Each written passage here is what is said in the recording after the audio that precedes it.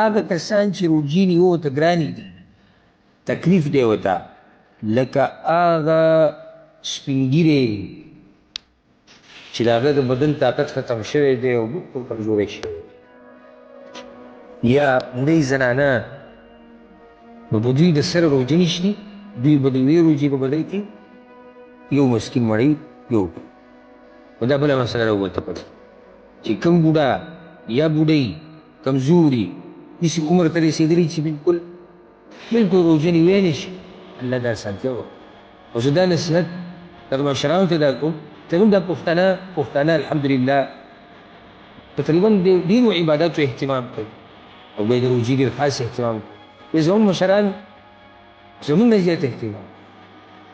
هغوی ته موږ دا وایو چې الله رب مجید په تاسو ډېر مهربان دی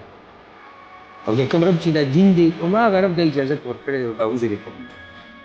چې کوم مشر روژې نیسي نو روژې ته ګرانې دي ډېر د یوې روژې په بدل کې نو ځان سره زیاتې به نه کړي الله به د دې بدن ځان تپوس کړي تا وویل خو ځان سره زیاتې لازم نه دی چې بوډا وي